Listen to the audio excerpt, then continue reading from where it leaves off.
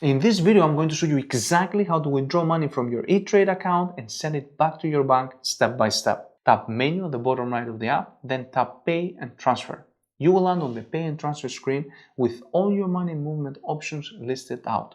Transfer money, send money with Zelle, bill pay, wires, set up direct deposit, internal asset transfers and external asset transfers. There's a lot here because ETrade actually orders full banking services. But for what we're doing right now, just tap the first option, transfer money. You will land on the transfer screen with the transfer tab selected by default. This is the same screen you use to deposit, we're just flipping the direction this time. Under transfer from, tap and select your brokerage account. In my case, that's individual brokerage ending in 3801. Notice that right next to the account, ETrade shows you the cash available in that account. Mine shows $29.79, which is the most I can possibly withdraw right now. Now, this is important, so pay attention. You can only withdraw cash. If your money is tied up in shares of SHB or SHG or any other investment, you will need to sell those shares first before you can pull that money out. The cash sitting in your account is the only thing available for withdrawal. So if you bought one share of SHB and that's your entire account, you need to sell it first before you could withdraw anything. Under Transfer To, select where you want the money to go. You will see every account you have linked, both your other ETrade and Morgan Stanley accounts and any external banks you connected during the funding section. In my case, I have my premium savings at Morgan Stanley plus two external banks, Bank of America and the 360 Performance Savings account. For this demo, I'm sending it to my premium savings, but for most of you, this is where you would pick your external bank, the same bank you used to fund the account earlier. Enter the amount you want to withdraw. I'm doing $10 for this demo. Just make sure the amount you enter is equal to or less than the cash available in your account, or the transfer won't go through. The schedule date defaults to today, which is exactly what you want for a normal withdrawal. Leave repeat set to none. That option is for setting up recurring transfers. It's useful if you're retired and you need a regular monthly income flowing back to your bank, but for a one-time withdrawal, it's not needed.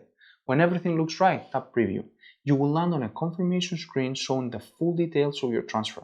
The account you're pulling from, the account the money is going to, the amount, and the date. Take a second to actually review it. Once everything looks good, tap Submit, and that's it. Your withdrawal is officially in motion. One thing to know about timing. If you're transferring between two ETrades or Morgan Stanley accounts internally, like I'm doing in this demo, the money is usually available instantly. But if you're transferring to an external bank like Bank of America or Chase, a standard ACH transfer typically takes 1 to 3 business days to fully hit your bank account. It's not instant, but it's free. ETrade does offer wire transfers if you need money the same day, but those come with fees and are really only worth if it's really an emergency. For normal everyday withdrawals, standard ACH is the way to go. Now, before you start treating this like an ATM, let me give you the honest reminder. Just because you can withdraw doesn't mean you should. Every time you pull money out from your brokerage account, you're undoing the compounding you work hard to build.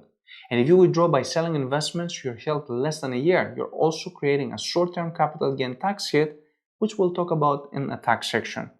Treat this like an emergency exit, not a vending machine. Your brokerage account is for building long-term wealth, not impulse purchases. If you're constantly pulling money out for things you don't actually need, you're not investing. You're just using your brokerage as a slow checking account.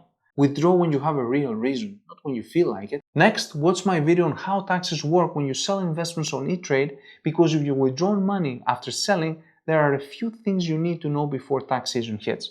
If this video helped you, share it with someone who needs it. And if you got any questions, drop them in the comments. I read every single one of them. I'll see you in the next one.